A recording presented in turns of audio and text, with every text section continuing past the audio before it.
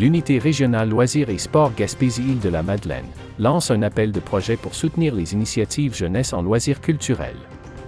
Comment ce nouveau programme dynamisera-t-il la région et renforcera-t-il l'engagement des jeunes? Nous en discutons avec Lisa Armichaud, conseillère en loisirs culturels, qui nous dévoilera les détails et les objectifs de cette initiative. Oui, le loisir culturel, dans le fond, comme définition, dans le fond, c'est une activité qu'on pratique librement dans son temps de loisir, qu'on dit, puis qui rejoint là, le secteur de la culture, des arts, des lettres et du patrimoine. Et vu que nous, on est mandaté pour le loisir culturel à l'Unité régionale loisirs et sports par le ministère de la Culture, il y a des champs d'activités là qu'on s'en tient pour le loisir culturel. Puis nous, on parle du loisir culturel actif ou expressif, comme vous l'avez pu le voir dans le programme. C'est qu'on veut que les activités ou les projets qui soient déposés dans ce programme, ça soit le participant il soit mis de l'avant dans la démarche, il soit impliqué activement dans l'activité ou dans l'œuvre ou dans le projet.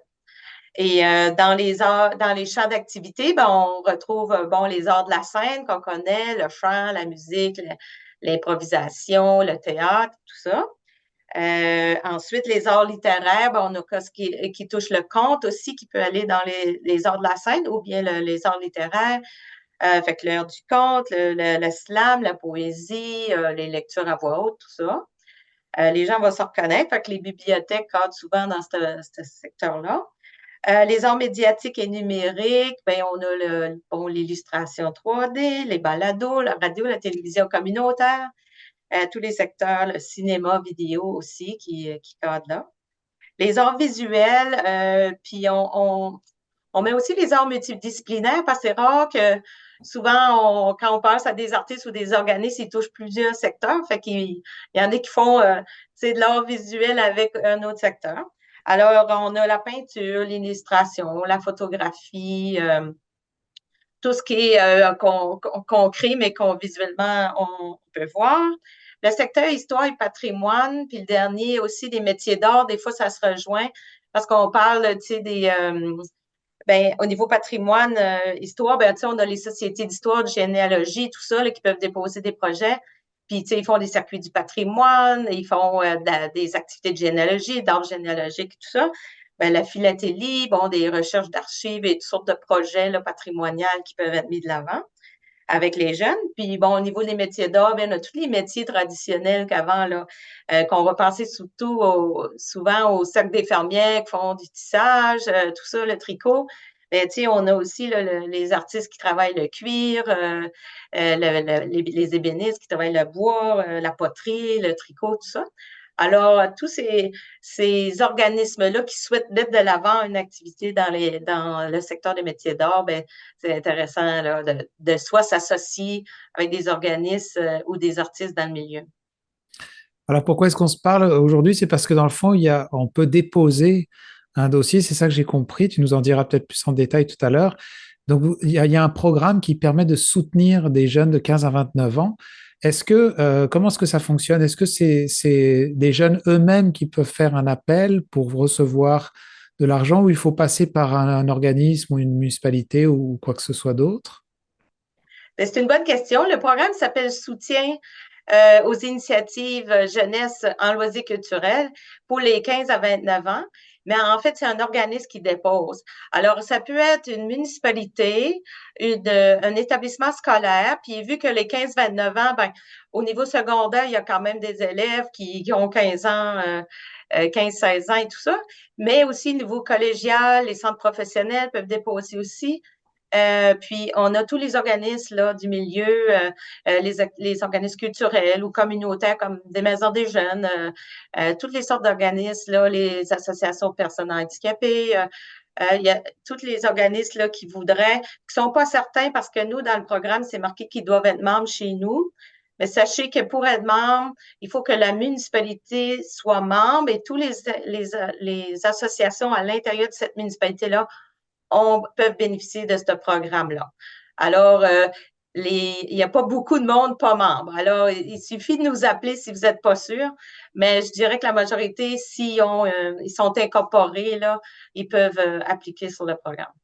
D'accord, donc si je comprends bien, c'est que c'est un soutien financier. S'il y a des jeunes qui nous écoutent là, de 15 à 29 ans, qui ont un intérêt à peut-être développer quelque chose, un projet, ils pourraient passer donc par un organisme dans leur municipalité ou peut-être même directement par leur école, c'est bien ça?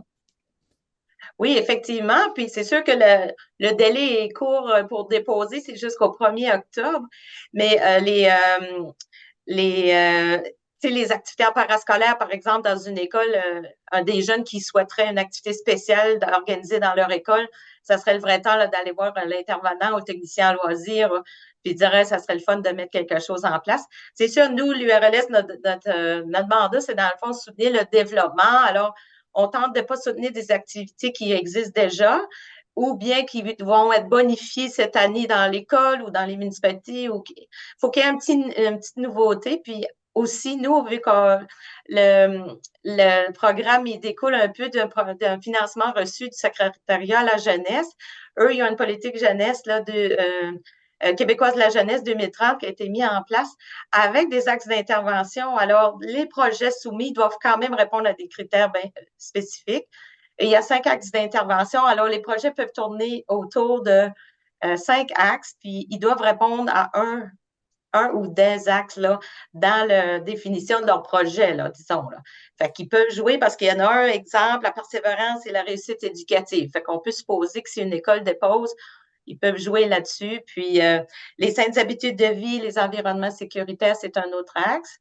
L'engagement en faveur de la culture, de la communauté et de la société. Fait que ça pourrait être une activité d'un organisme communautaire ou une école qui souhaite faire un projet avec dans la communauté, tu sais, sortir des murs de l'organisme pour aller vers la communauté, vers les jeunes ou des partenariats avec des collaborateurs. Ça, c'est toujours des projets là, qui reçoivent plus de points là, quand il y a des maillages ou de la concertation avec d'autres partenaires. Donc, ce que je comprends bien, c'est pour ceux aussi qui nous écoutent, qui ont un intérêt là-dessus, c'est que il faut quand même être un peu innovateur et peut-être avoir quelque chose d'original à soumettre pour être aussi avoir des grandes chances de pouvoir être soutenu, c'est bien ça?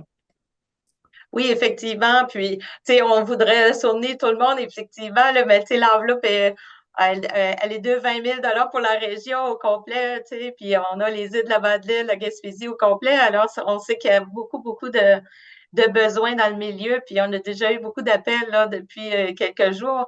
Puis on est content que ça, il y a de l'intérêt, puis on sait que, tu sais, on ne sait pas s'il va y avoir d'autres enveloppes qui vont suivre, mais pour l'instant, c'est avec le secrétariat de la jeunesse qui nous a permis de lancer ce programme-là. Puis en loisirs culturels, on peut le dire qu'il y en a eu très peu là, dans le passé des programmes. Alors, on sent le besoin, puis les gens, ils sont vraiment contents d'avoir une certaine aide. C'est sûr que le 15-29 ans, ce qu'on veut préciser, c'est que c'est majoritairement. Alors, s'il y aurait un projet, par exemple, dans un organisme comme une maison des jeunes qui vise le 12-17 ans, ben l'important, c'est qu'il y ait quand même une majorité de ce groupe d'âge-là, mais ça peut toucher d'autres âges là, plus jeunes parce qu'on pense aussi à la prévention puis à la relève et tout ça. Fait que on veut intéresser le plus de jeunes possible au développement de leurs compétences au niveau artistique et culturel, puis leur intérêt vers des projets, ou même au niveau d'un des axes de développement, là, c'est le soutien à l'entrepreneuriat et accès aux lieux décisionnels. Fait que, ça pourrait même créer une petite entreprise avec au niveau du loisir culturel là, dans un des secteurs qu'on a nommé tout à l'heure. Et aussi la préparation au travail et intégration économique. Là, je pense aux, aux classes là, au niveau professionnel qui ont des projets d'aller faire des stages ou des choses comme ça. Ça pourrait peut-être avoir là, des idées de projets. Mais je n'en doute pas, là, tous les organismes sont très créatifs là, de toute façon. Là. Ils n'auront pas de misère à trouver. D'accord. Alors pour terminer, est-ce que j'imagine qu'on trouverait peut-être ce formulaire ou cette façon de s'inscrire sur votre site Internet? Oui, sur le site Internet de l'URLS Gym, là, fait que c'est www.urlsgym.com. Puis dans la section, là, on va dans la section services. Et il y a un onglet programme, puis là, on défile pour initiative jeunesse en loisirs culturels. Puis là, on va avoir la description du programme qu'on invite les gens à lire à la base. Ben là, ça va tout de suite leur dire s'ils sont admissibles ou pas, puis si leur projet répond à nos critères. Et ensuite, il y a le formulaire. Quand ils cliquent, c'est un formulaire en ligne. Et je vais aller déposer aussi là, les questions pour qu'ils se préparent avant d'aller en ligne. Comme ça, ils vont voir les questions à lesquelles on va répondre. Puis ensuite, il y a un budget là, détaillé qu'ils doivent nous fournir pour pouvoir tenter avec le comité d'analyse de projet, là, de soutenir le plus de projets possible, évidemment. L'objectif principal du programme, là, c'est de soutenir et d'encourager les projets qui favorisent la pratique du loisir culturel là, chez les jeunes de 15 à 29 ans. C'est des soutiens maximum de 2 000 par projet, maximum là, qu'on peut soutenir des dépenses admissibles. Alors, c'est sûr, un projet peut être de 5 000 puis nous, on ne peut pas financer au-delà. N'oubliez pas, c'est pour le 1er octobre, toute la journée du mardi 1er octobre, date limite pour déposer les projets. Vous écoutez votre reflet d'ici. Revoyez tous nos reportages sur notre site Internet.